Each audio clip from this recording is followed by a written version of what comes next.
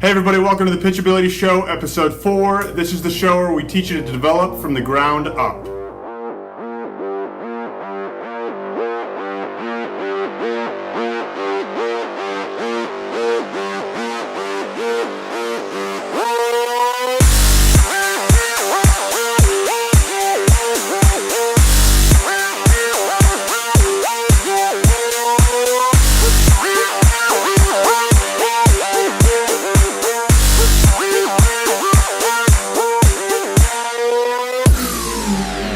Hey, welcome to the Pitchability Show. Just a reminder, you can find us on Facebook, facebook.com/TomOldhamBaseball, Twitter and Instagram @TomOldham19. If you have any questions for the show, you can ask them on there or email me at tom@TomOldhamBaseball.com.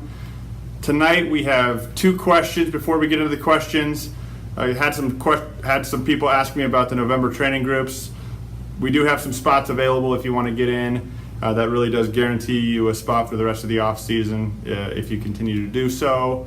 Tonight, 2 very important questions. The first question centering around how do I get a pitcher to compete on the mound? So we're going to address that here in a second. And then the second part is pitch counts. So American Legion just came out with their pitch count rule.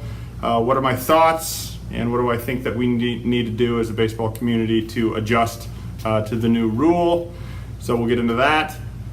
Starting with how do you teach a pitcher to compete on the mound? I think this is critically important, more so than mechanics or all of that. If a pitcher can't compete on the mound, they're probably not going to have a lot of success. So how do we teach it? First of all, can we teach it? Yes, I do think that you can teach a pitcher to compete on the mound, and I think the way that you get there is by helping instill and build up that pitcher's confidence in their mechanics, in their approach to the game. As a coach, it's really important to understand where a player's at and where they want to get to, and help them get there. So from a confidence standpoint, I think you really build confidence in a player by ensuring that they're prepared for whatever situation they're going out to.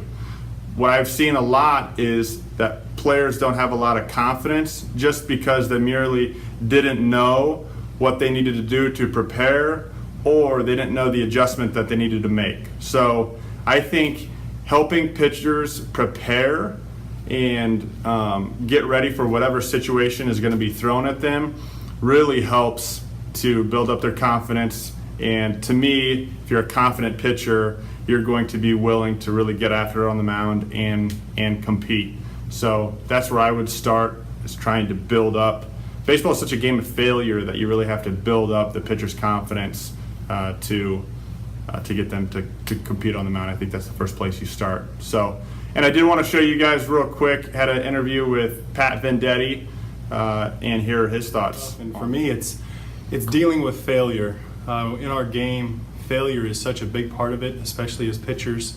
And there's a difference between dealing with failure and accepting failure. We don't want to accept the failure, we want to deal with it. What can we do this next outing, this next pitch, to learn from what just transpired? Whether it be an umpire missing a strike that you thought should have been a ball, or the ball that should have been a strike, or vice versa, whatever it may be, you have to find ways to overcome that, and you have to learn from those mistakes. And to me, that's the best way to compete. Totally.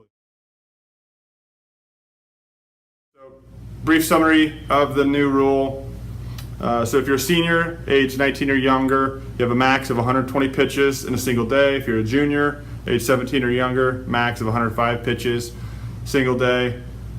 You can finish an at-bat if the max pitch is released during the at-bat, but no more than 2 appearances in a 3-day span. And I think the biggest thing that people are talking about is the stipulation around the required rest.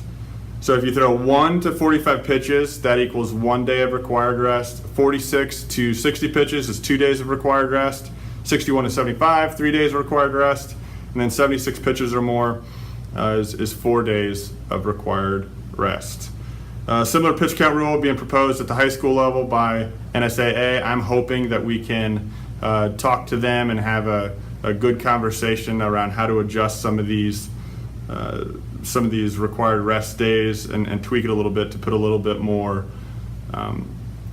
ownership in the coach's hands, and I'll explain that here in a second. But a couple of things that I wanted to touch on that I personally had questions about. I heard from other people that they had questions on. First of all, who's monitoring the pitch counts?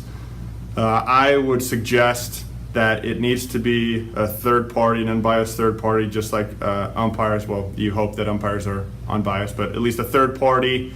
Don't put it in the hands of the coaches. I would have it be a third party that then needs to report the pitch counts to a publicly available database or app that's aggregating the information and then making sure that it's being reported on accurately, so that people know who's thrown when and how many pitches they have and how many days rest they need, all that sort of a thing, when they threw last. Second question I had is, why is the maximum number of pitches 120? I think you have to set a max. 120, if you think about it, an average inning, 15 pitches per inning, that's going to take you 8 innings to get to 120 pitches. I want coaches to recognize that this is really just a maximum, not what we want to get to. So I think it's definitely a ceiling. I remember when I was in the Mariners organization, I can't think of one time that I even came close to 120 pitches. I was mostly around 100, 105 as a starter. So it should really be few and far between when you actually get to that 120 pitches. One thing that I think is going to be an unintended consequence of this pitch count rule and the required rest is that pitchers would be left in the game longer than they should. And what I mean by that is, if you're a coach and you have a guy out there and you need him to, let maybe get one hitter out or two hitters out, and they only throw 3 to 6 pitches, well, now you've lost using that guy the next day. But put this in the situation where maybe your pitchers aren't doing very well and you're kind of running out of arms. You may be forced to leave guys in games longer than you normally would, because you're thinking, well, we got a game tomorrow. I need to have, X amount of pitchers available and ready for the next game. So I'm going to leave this guy out there. So I think that may be an unintended consequence where when coaches would typically remove a player, now they're feeling as though they need to keep him in pursuant to the rules. So something that I think needs to be tweaked. So if you go to TomOldhamBaseball.com, I have a blog written about this where I suggest an alternative approach. I think total pitches per game I don't think that really tells the whole story. I think you need to look at total pitches per inning, because if you were to throw 30 pitches over 4, 5, 6 innings, that's much different than throwing 30 pitches in one inning. And if this rule is really to minimize overuse and that sort of a thing, or injury reduction purpose, to me, we need to make sure that we're understanding when pitchers are getting fatigued, and that's why I think you need to look at total pitches per inning. And I have a matrix out there that shows you my suggestions on when a pitcher should be removed based upon the total pitches per inning that they've thrown. And then going with that, I think the mandatory required rest is really what needs to be looked at in the rule, because it really just stipulates one firm specific number of days, and no two pitchers are the same, not only from just a physical standpoint, and coaches need to be afforded the opportunity to have a little bit of judgment and say on when they're going to use their pitchers based upon the scenario. So baseball tournaments, there's so many factors that go into when a guy should throw, when a guy shouldn't throw, all of that. And I really recommend that we have ranges based upon those total pitches per inning. So anywho, if you want to check it out, it is on my site. We'd love to talk more about it.